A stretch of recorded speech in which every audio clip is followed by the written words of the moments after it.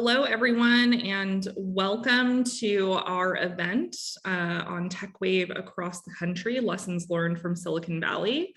We are going to give it a couple of minutes to allow the Zoom room to fill up and to admit attendees. So hang tight and we'll get started in just a couple of minutes.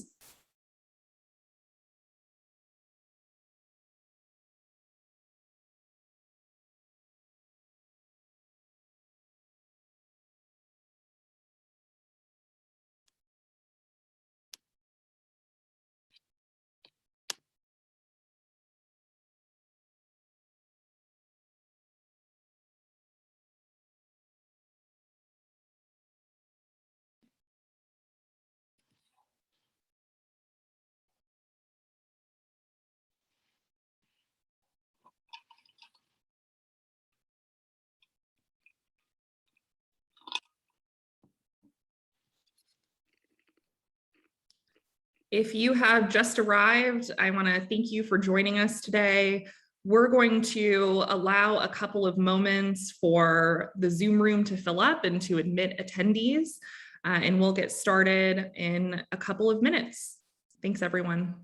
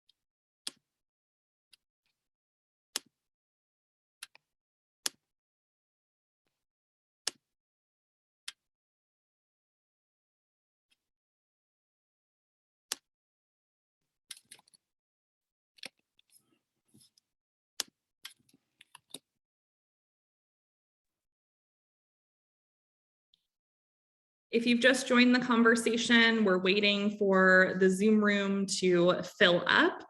We'll get started at about 5 after, so hang tight and TechWave across the country will begin soon.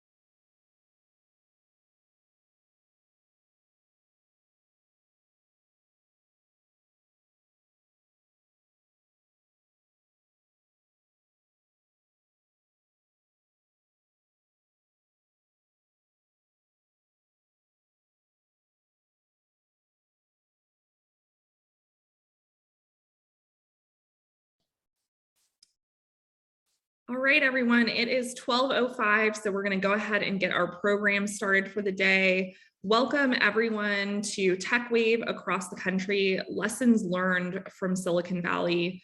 My name's Megan, and I'm Tech Equity's Director of Organizing and Advocacy, and I'm thrilled to have you all here today. We're really honored to be joined by 3 wonderful panelists, but before we get into that, we want to make sure that anyone new who's joining us gets an opportunity to get to know Tech Equity, who we are and what we do. We engage tech workers to take action on building an economy where everyone benefits from the growth that the tech sector has created.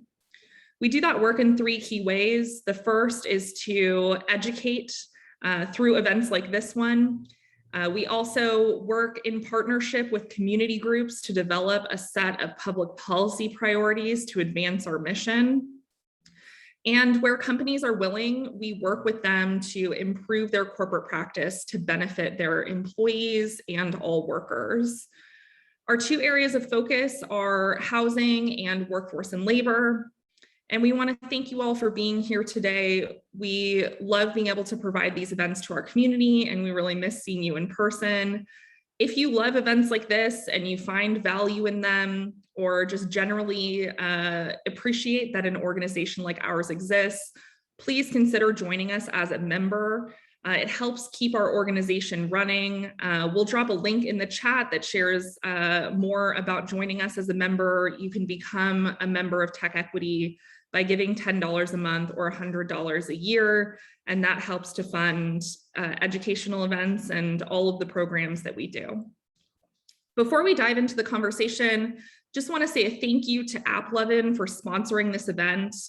One of AppLovin Care's values is that they understand that as members of our communities, we need to be part of the effort to help those communities succeed, and believe that tech companies can and should engage in their communities. So we're so glad that AppLovin is committed to building equity for all and is supporting this event. So with that, let's dive into the main program. I just want to flag that Tech Equity does enforce a code of conduct for our events. You can find that in the chat if you want to read it, but essentially we just want to ensure that this is a safe space for learning, and we ask that you be respectful of one another as we dig into today's topic. We will also be recording this event, and it will be available through our website and YouTube for the public. We will also send everyone on this Zoom, all of the attendees, a link to the recording in a follow-up email after today's event if you want to rewatch the conversation or share with a friend. We also will be monitoring the chat throughout the course of the conversation, but we ask that if you have any questions for the panelists, that you make sure that those go into the Q&A function at the bottom of your screen, and we'll be taking questions from that Q&A box at the end of the event. So with that, let's begin the discussion. And I want to just lay some groundwork about why we're doing this event today. Personally, I've lived in Oakland for a bit more than a decade, and friends and family from around the country have often commented on the tech boom that we have experienced, both with dismay and with awe. And I can tell that they're watching closely as the growth has unfolded here and has produced opportunity and prosperity for some and instability and displacement for others. So now they're asking, could it happen to them? Could it come to their city? And if it does, how will it go? With the pandemic shifting many tech companies remote and some companies expanding in or relocating to other cities, we're starting to see what that answer to the question might be. So in today's discussion, we'll explore what the rest of the country might learn from the Bay Area's successes and mistakes in embracing the tech industry. So we're really honored to be joined by a great panel today, and I'd like to make space for our panelists to introduce themselves. Leanne, if you want to kick us off and tell us about who you are. Awesome. Well, thank you so much, Megan. And hello, everybody. I'm joining you from Miami, and I'm really excited to be here. I am a person that is really focused on thinking about technology, not just as a tool of economic development, but a tool of equity. And so I think this really aligns with the conversation. I currently serve as the president of Air Ventures, which is a nonprofit venture studio that uses technology, entrepreneurship, and innovation solutions that we're scaling up to help solve some systemic gaps in access, opportunity, and racial equity. And so I won't take too much longer. I'm a recovering lawyer by trade, a total ecosystem nerd, as you'll hear from my comments. But most importantly, I think that, innovation, tech, and entrepreneurship are amazing platforms of equity. And I am really excited to explore that in the conversation today. Thanks so much, Leanne, and we're excited to hear a little bit more about how things are going in Miami a little bit later in the discussion. Marion Noel, please introduce yourself to our audience. Hi, everyone. So Marion Noel Fernandez, and I'm the Deputy Executive Director of Working Partnerships USA and the Campaign Director for Silicon Valley Rising. Excited to be with you all today as well. and come to you all with, so Working Partnerships, we're a nonprofit, been here for almost 27 years. And the way we kind of see the world and come at the world is that we've got to shift power dynamics in order to see real change in Silicon Valley with and for working people, and particularly working class people of color. And one of the key campaigns that we launched nearly 6 years ago is Silicon Valley Rising. That was really taking on the hard conversations around the role of the tech industry in what we were experiencing here, of so many of our families being pushed out of the area, service workers within the tech industry not being truly seen within the tech industry. And so from 6 years ago, we launched this campaign to engage the tech industry, both, I like to say in the streets and in the boardroom, around how they were going to respond to the issues that our communities were facing, and took on affordable housing, workers' rights, and how we really truly lift all boats for folks of working class background here in the Valley. Thank you so much. Thank you so much, Maria Noel. We'll be hearing a little bit more about the Silicon Valley Rising campaign in today's discussion, and really excited to hear about the work that you've done in the community. And I'd like to kick it over finally to Hermann. Please introduce yourself to our audience. Hey everyone, my name is Hermann Calderon. I'm the community manager at Tech Equity Collaborative. So I work with Megan, and I'm coming today, just as someone who works directly with tech workers and organizing tech workers, but also as someone who has been born and raised here in the Bay Area and has been able to see firsthand how tech has shifted our region. Awesome. And I'd actually like to start with a question for you, Hermann. Before we can explore what tech in other cities could mean, I think it's useful for us to dive into the Bay Area's history with tech, how it's impacted our community here, and what we're seeing play out on the ground. And one of the things that you do, Hermann, at Tech Equity is to host a monthly webinar that we do with our community called Intro to Tech Equity, that gives attendees a primer on economic justice issues that our organization advocates for. So I'm hoping you can set the stage by giving us a mini version of that introductory course to help illustrate what the impact of tech has been in our community here. Yeah, of course. And I think that the impact of tech in our community is that it's made the Bay Area the perfect case study for what happens if you don't have intentional policies in place before we see massive growth. So you're risking displacement and increasing inequality in a region that's already suffering from an affordability crisis. So as many of us know, there's an affordability crisis that's been happening for years now, that's been amplified by bad policy choices predating tech's arrival. It's been amplified by bad policy choices from our region's tech boom, and even more amplified now with the pandemic in the last year and a half. And it is getting much worse with an increased burden placed on low-income people and communities of color. So as many of us know, we're seeing all around us rising rents, increases in displacement, heavier traffic on our streets and our freeways, and increases in people experiencing homelessness. So there are tons and tons of factors as to why we're in an affordability crisis, but I wanted to just shed a light on a few of those. And that starts with, we have folks and people living in historically redline neighborhoods. So these are neighborhoods that have been excluded from investment, left behind, and those are the same neighborhoods that are at risk of gentrification today. We have communities that are living in liquid asset poverty. So someone is considered to be in liquid asset poverty if they don't have enough savings to cover their basic expenses for 3 months after experiencing an income shock, like a huge medical bill, you suddenly lose your job, or your car breaks down. And that's impacting about 46% of Californians, and it's much higher amongst African Americans at 63% and Latinos at 67%. We also have rents that are out of reach for workers earning minimum wage. So just for example, in San Francisco, if you're making $133,000 a year, you can afford the average 2-bedroom apartment, working a normal 8-hour day, a regular shift, right? But if you're making minimum wage in San Francisco, you'd need to work 40 hours a day to afford that 2-bedroom, which is impossible. There's only 24 hours in a day. So we're setting up these impossible situations for workers who are earning minimum wage to be able to live in the cities in which they work.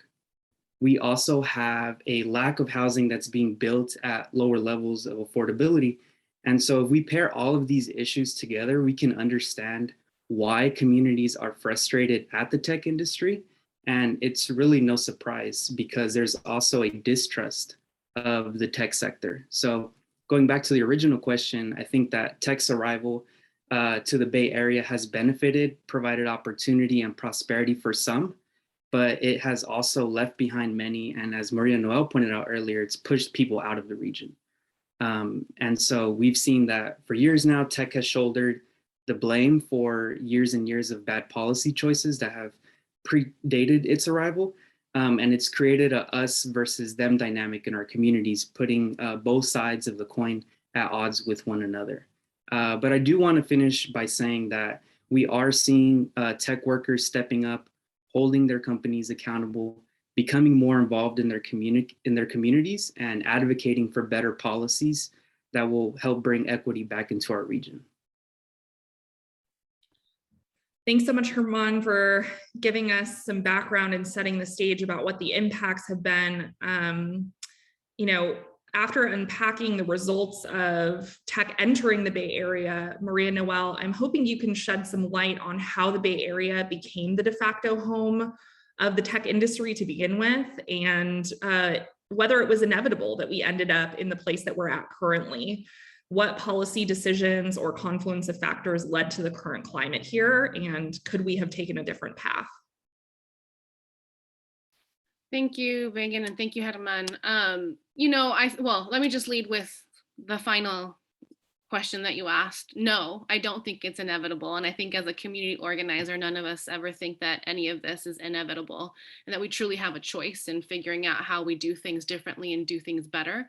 So 20 years ago, Working Partnerships conducted a study, 20 years ago, let me just highlight that, 20 years ago, conducted a study and released data showing that the then nascent tech economy was contributing to instability and insecurity among low-wage workers 20 years ago. And then in 2018, we conducted a follow-up study looking at how workers in Silicon Valley have fared in the years since. And what we discovered was both surprising and unsurprising in some ways, that even though Silicon Valley recorded the strongest per capita economic growth in the nation, nearly 9 in 10 jobs here pay lower real wages today than they did in 2001. And I want to highlight, the tech economy in many ways doesn't just kind of fail low wage workers, that it's really shortchanging nearly all workers. And why is it happening? We found that there are models, adopted business models, which let shareholders, executives, and the very upper echelons of tech workers capture an outsized share of the wealth generated by the sector's growth. And those gains have come at the expense of workers and local communities. If workers had kept as much of the wealth they created in 2016 as they did in 2001, each worker would have been paid an extra $8,480 that year alone. And this happens over and over and over again in Silicon Valley. A small number of firms end up dominating entire markets, funneling enormous rewards towards investors and away from everyone else. And so if we really want to tech growth to create widespread prosperity and do things differently, as we mentioned, we really believe that we need to shift the rules that determine who benefits from innovation. And the data we've studied tells us that simply bringing a tech economy into town, especially as we're having this conversation about, tech growing in other spaces and other places, we believe that there are truly ways that we can make sure that communities benefit. And if the next wave of innovation is going to bring advances, not just in technology, but in the lives of working families, then one of the key things that I think is important to leave with you all is that people, us, communities, need to be equal partners in shaping how tech grows in our communities and really shaping what policy changes we need to have happen in local governments, and then even kind of in corporate strategies to really support that and make sure that communities are part of the prosperity that's grown in Silicon Valley and then in other places as well. Thanks, Maria Noel. I want to go to you now, Leanne, Given the complicated role that tech has played in the Bay Area, can you help us understand why cities like Miami are still clamoring for tech investment? Are cities who are asking tech to come naive, or do they have plans and strategies that we missed? Well, Megan, that is a loaded question, to say the least. So you need to think about it from multiple perspectives. So from the perspective of economic development and cities and their traditional mandate, their job is to make sure the city's a great place to live, great quality of life, but also they're responsible for the economic future of the community. And that doesn't always align with thinking about a city in terms of economic mobility, opportunity, and equity. And so that's kind of how I would start to frame the response to your question. So yes, cities that are seeking to attract tech talent, companies, and capital, and infuse their nascent or non-existing tech ecosystems have a responsibility, I would say, to develop a shared understanding of what that means for everybody, as well as a strategic vision and priority. So, Miami is one example. It's been on the map. Everybody's talking about Miami. A lot of important factors come into play, which is the pandemic, the low state taxes, our amazing weather, as we were talking about earlier, and a really healthy and open environment for corporates. And so, yeah, it makes sense for tech to be here. We've seen a huge influx, but we're navigating this interesting growth cycle, which a lot of cities are experiencing, which is how do we balance the economic development priorities with the actual issues? Miami, we're honest, we have huge disparities in income. We have huge disparities in life expectancy from one zip code to another, which is only about a 2-minute drive. We have huge challenges around economic mobility, which is particularly pronounced among racial and ethnic lines. If you think about Miami, yes, it's diverse, it's a majority minority city. So the data has got to be nuanced in terms of who actually is taking advantage of those opportunities. So a couple of things. One, I think cities need to reimagine how they view technology. It's not a savior. Technology has always been a tool. It is a tool in the way that I use my cell phone to accomplish something, and it can be a tool of equity. And so the experience of Silicon Valley can be instructive of what we should perhaps not do and how to avoid those pitfalls. How do we use it as a tool of equity is probably the second question. Well, one, there's an opportunity to be more thoughtful about how we deploy funding. So when we think about funding, we think about venture capital funding and maybe allocating bond dollars or government spend. There's another way to think about funding, which is a way that I would like our leaders to evaluate, which is deploying public, private, and philanthropic dollars into reducing the drivers of tech inequity. There's 5 key drivers that we're seeing in the Miami MSA, which is about access. How many people are actually online? 26% of households are smartphone dependent. I think 30% of households with $30,000 or less of income have no internet access. So you can't access jobs. You cannot do upskilling and reskilling if there's no internet. The second driver of tech inequity that we see is around the pipeline. So we have a high rate of diverse engineers graduating from our institutions, but the pipeline from K to 12 and the exposure to CS education is not as equitable. So there's opportunities to deploy funding into strengthening the pipeline so those that are traditionally from marginalized or disadvantaged communities have equal access to the high wage jobs that tech promises. Talent. We are in Miami in particular, that's the example that I know very well, but other cities are quite similar. We have a high concentration of low wage jobs. We are a community that employs 83% of our workforce is employed by small businesses. And so there's an opportunity to convert some of those low wage jobs through tech reskilling and upskilling in partnership with academic institutions to try to balance the playing field and create more opportunities for income equality. And then I think the last thing is developing shared priorities and how we understand the tech ecosystem. There are so many frameworks and methods of mapping and measuring tech, innovation, and entrepreneurial ecosystems, but the method that I try to use is what I call the READY method. I am a lawyer by trade. I hate talking too much. I love acronyms, but beginning to see the ecosystem as 8 components: the people, the principles, the priorities, the pipelines, the partnerships, and platforms. Ecosystems are the only way to solve systemic gaps and systemic problems. And so developing indicators, and I'll talk about this a little bit later, but developing the indicators and awareness of where the gaps lie in terms of the demographic spread and distribution of opportunities among people, things like the manifesto, to have shared values, having 3 or 4 strategic priorities that everybody can get behind, that is shared and that is anchored in data to allow for accountability. And then finally, understanding that tech is a pipeline, not a program that you can just solve all the problems by saying we did a coding school. So looking at the full spectrum of the pipeline of opportunity and putting in interventions that solve the leaks or the gaps. I think the K-4 Center has a great framework to address that. And finally, looking at partnerships that are driven by platforms. So if you think about a platform, a funding platform, for example, that allows many organizations to benefit and many parties to come together under a shared vision, is what I think are part of the solutions or strategic ways that cities can attract tech, but not further bridge the gaps that we see.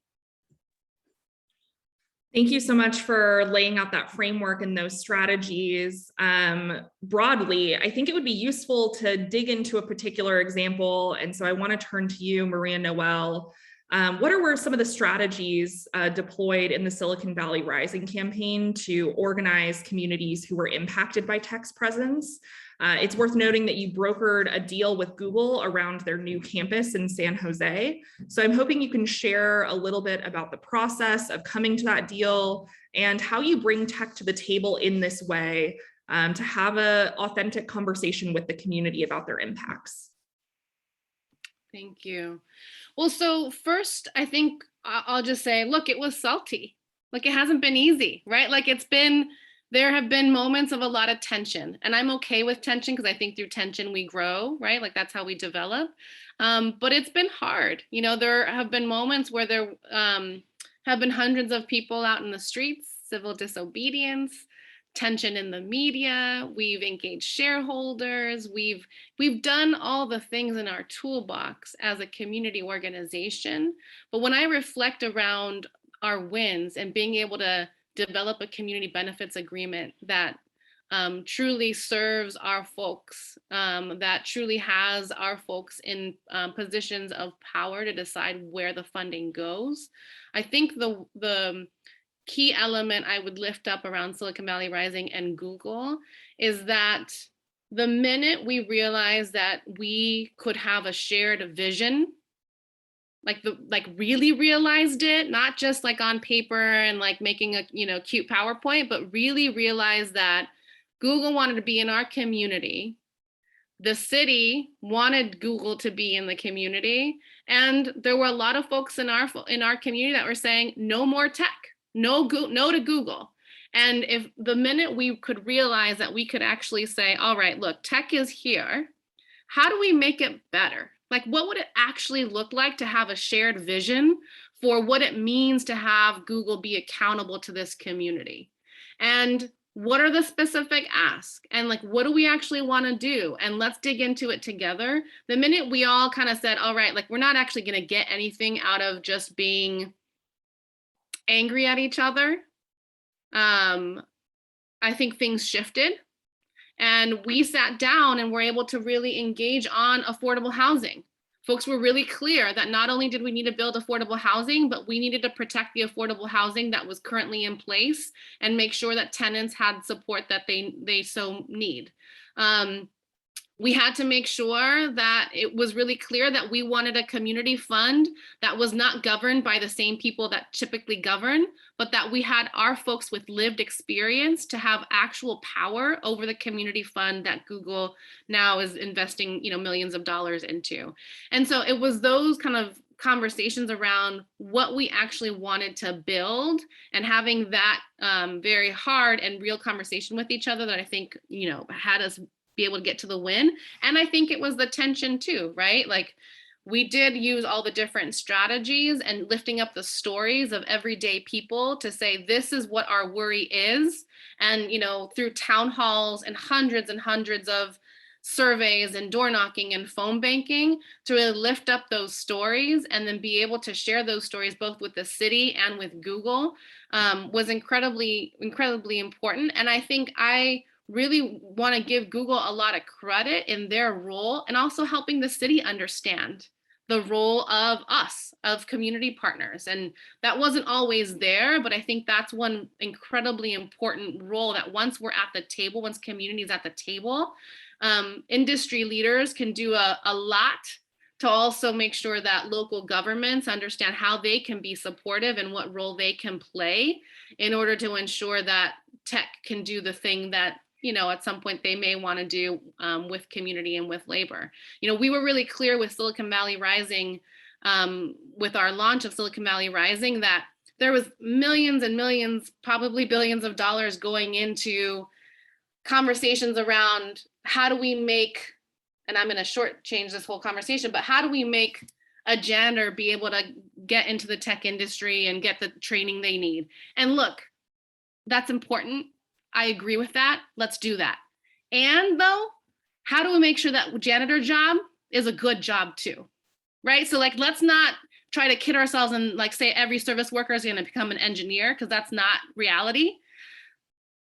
And how do we make sure that folks that are a part of making sure that the tech industry is prosperous are also sharing in that prosperity and having those be really good family supporting jobs, because those are the folks that, you know, are the people of color on these campuses too. And so if there's so much money going into making sure that tech is diverse and inclusive, well, one pretty simple, easy way to do it is to make sure that those folks that are already there have good family supporting jobs. So let's do both. Let's do it all. So I guess I'll end there.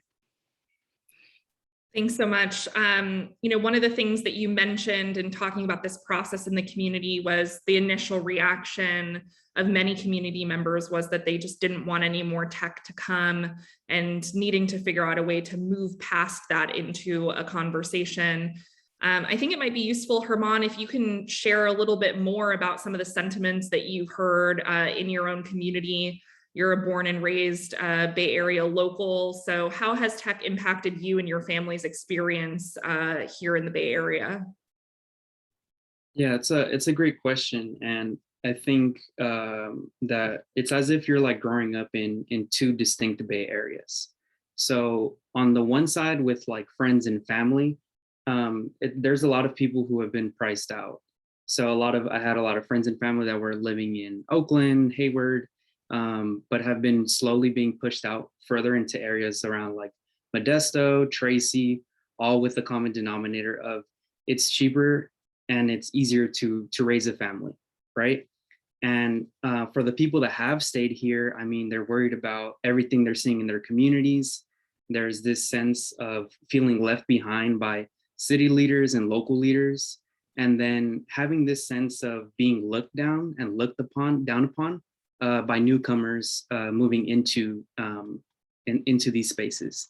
And so it just further drives that us versus them dynamic and that resentment towards tech, but rightfully so. And then there's the other Bay Area, right? Which is the Bay Area that's benefiting those within the tech sector, the engineers, people that are getting paid these crazy salaries, so that for them, there's a lot of job opportunity, there's a lot of networking access, there's a lot of, luxury homes, restaurants, bars, cafes, a lot that attracts that side of it.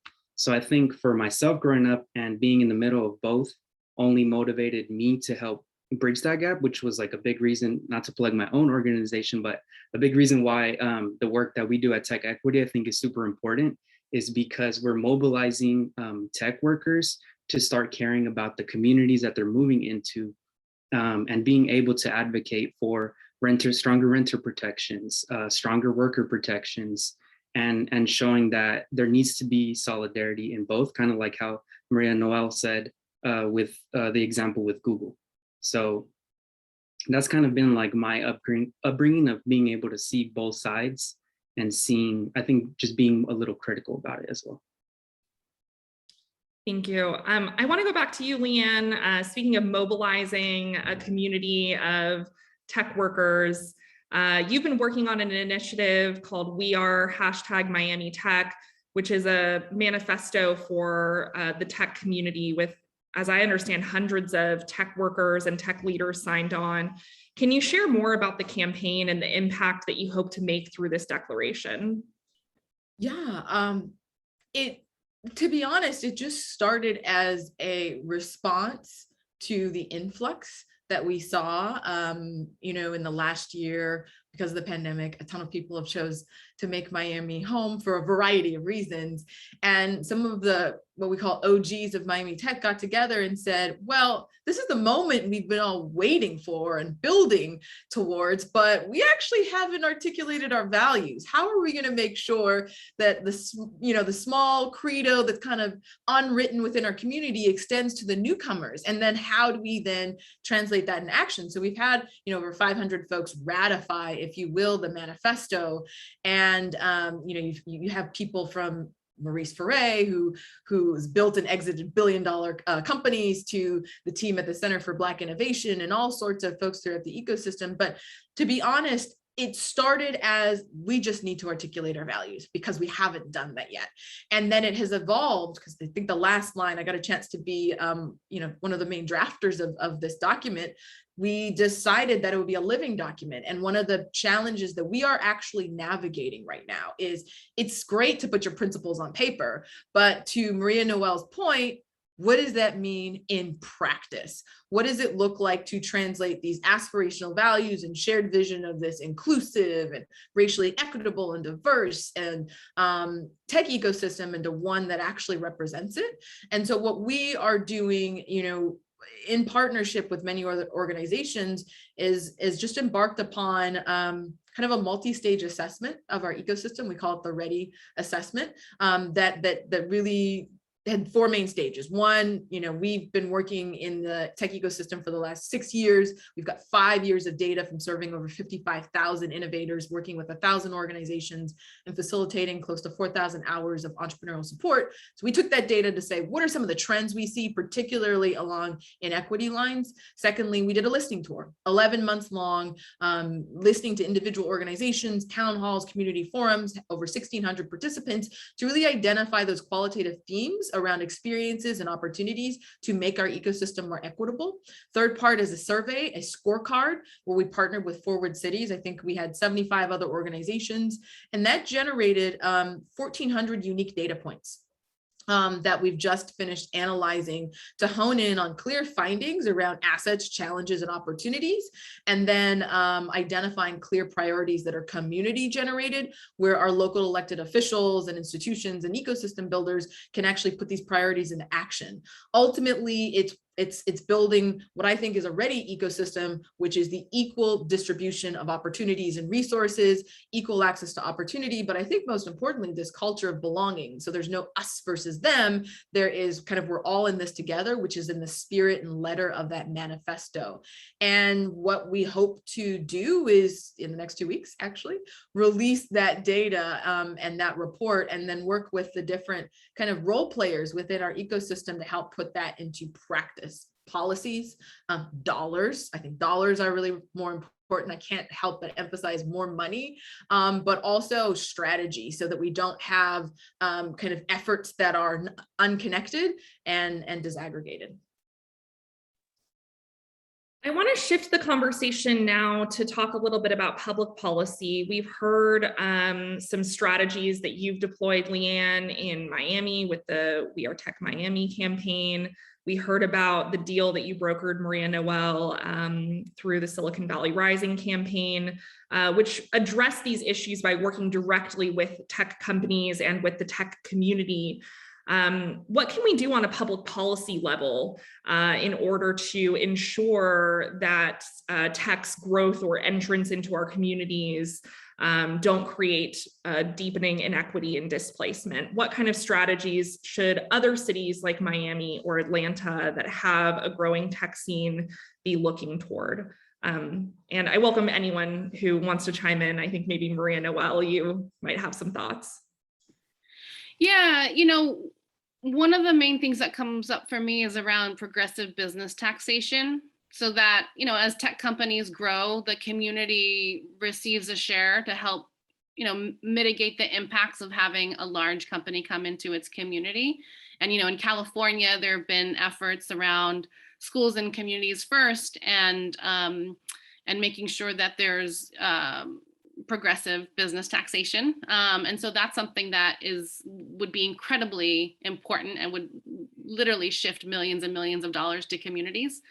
And then I think the other thing I'll mention is that the importance of having a voice on the job, and for all of us to truly support workers. I think since Silicon Valley Rising started, we now have 10,000 service workers within the tech industry in Silicon Valley who are part of a union. And I mention that because what that means for their lives is that they have a voice on the job, they have power in their workplace, and then very tangibly, this meant that folks have paid sick days and vacation days and a fair wage.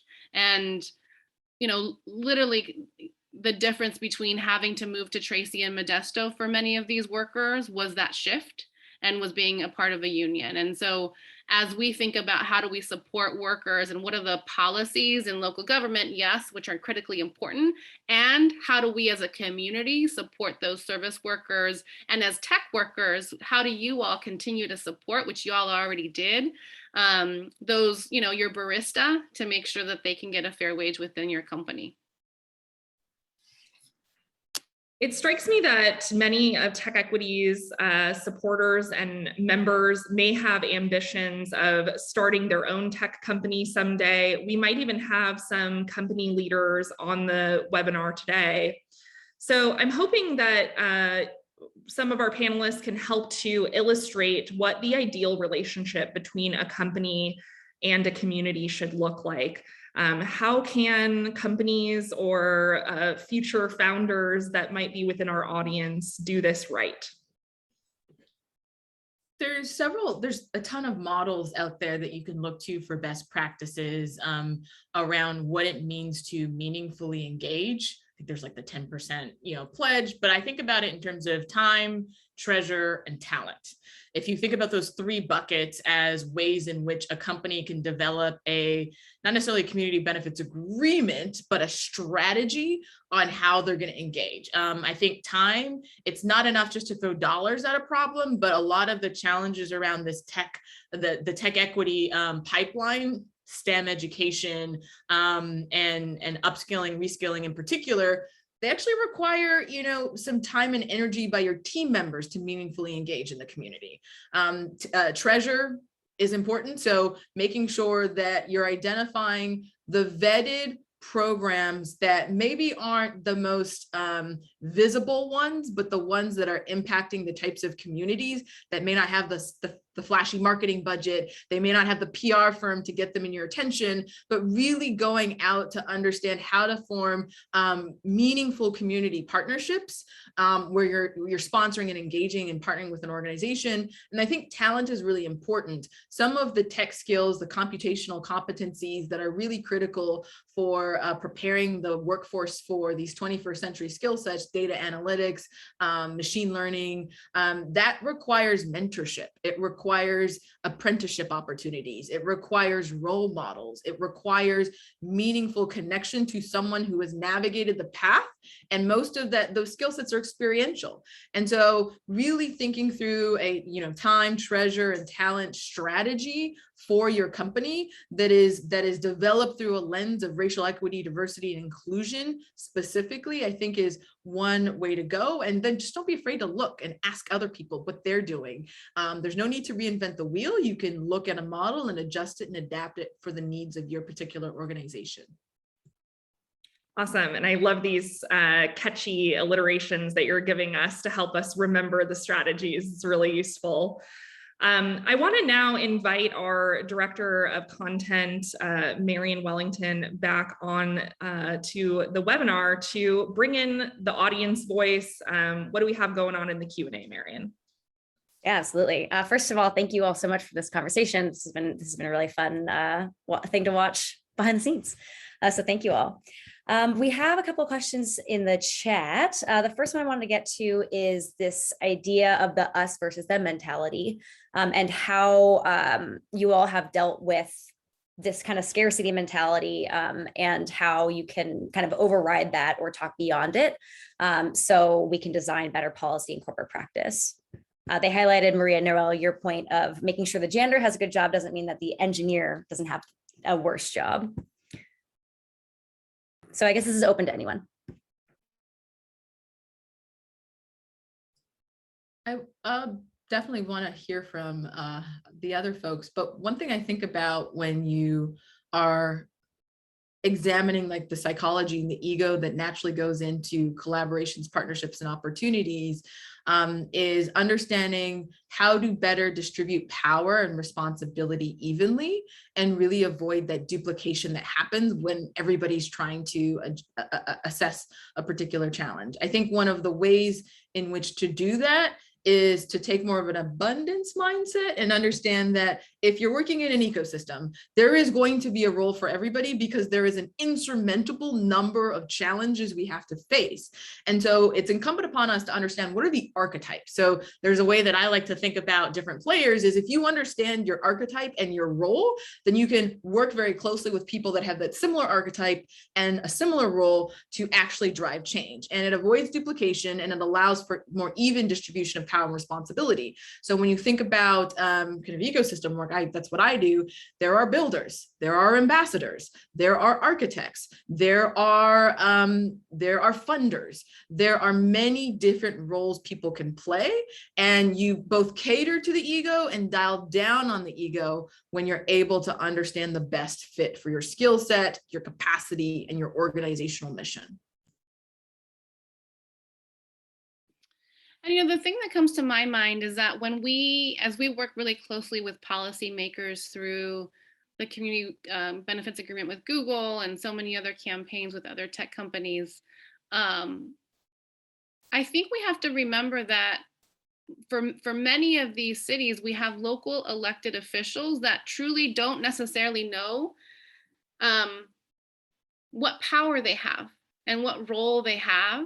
And that the conversation that happens nationally around, oh man, we don't want to scare away this business. We don't want to scare away tech to move to Miami, right? Like we don't want them to leave Silicon Valley to move to Miami or to Texas or whatever. That we actually can't be afraid to have the hard conversations around what our expectations are of what it means to have a large company come into our community, and that having that conversation doesn't mean we're going to scare them away necessarily. And that's what we found, particularly around Google, is that when we got the news that the city of San Jose was entering in exclusive negotiations with Google, there was this whole conversation about the role that we were playing. I was told that I was asking for puppies and like ice cream. And like all I had to, ask for now was just world peace. And and I actually now wear that as a badge of honor, right? That actually we could build something big and bold, and that we didn't have to go into that scarcity mentality, that we truly actually could have those conversations about what we wanted tech growth to look like and go there. And it didn't mean that it was going to have someone turn away and go somewhere else. Yeah. I think just from my experience at Tech Equity, like going back to the us versus them dynamic, like it really just starts with being in the same spaces as people.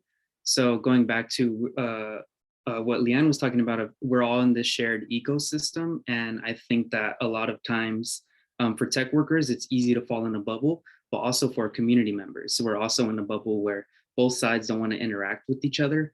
But there are things that both sides care about. And it's a little cliche to say, but it does start with having conversations with people, talking to people, being in shared spaces, whether that be like a city council meeting, at events like these, where we're bringing together multiple people from different parts of the Bay Area, different regions, different incomes. And so just getting to know each other, and then for people with power, whether that be a tech worker, whether that be someone from a company, how do you utilize that power to drive maybe a worker's voice, a community member's voice, so that everyone is listened to. Excellent, thanks. We've talked a lot about policy today, kind of talked around it, and we have a fun question in the chat that I'd love each of you to answer.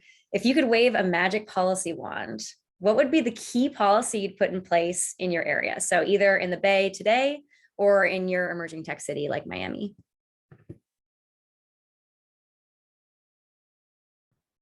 With the understanding that there's no silver bullet, but if you could pick one thing to change today, what would it be?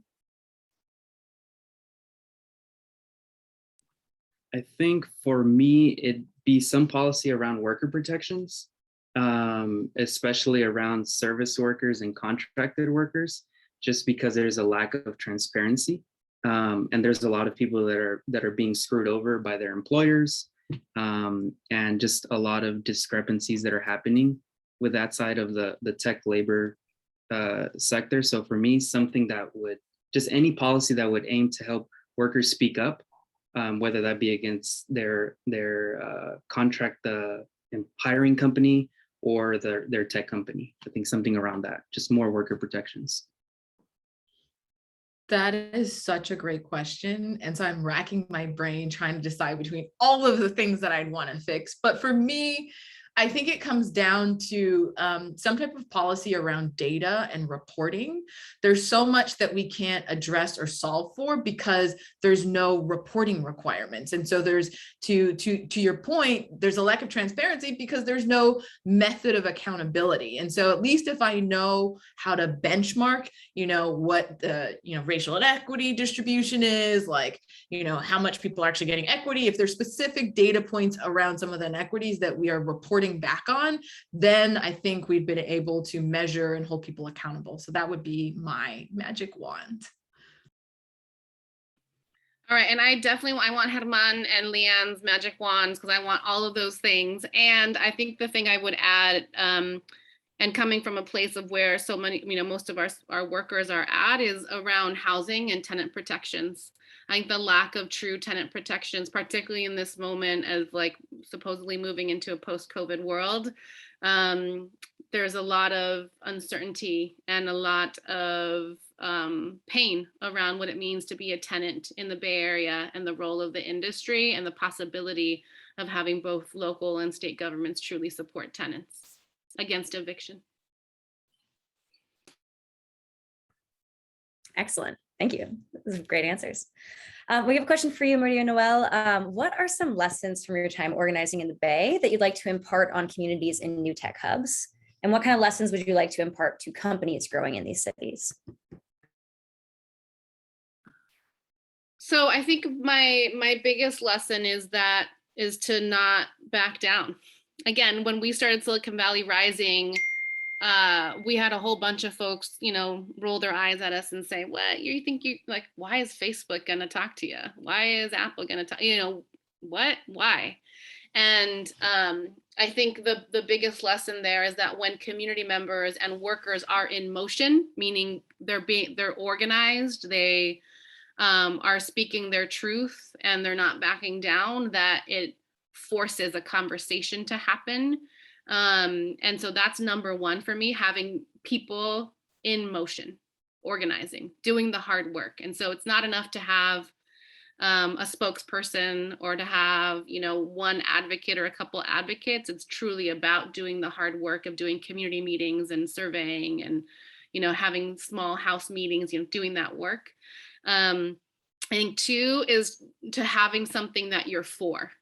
That it's not enough to be against something. And so you can be against something. I'm against a lot of things, but being really clear about here's what we believe it should look like. And again, doing the community organizing around, having a shared vision around that.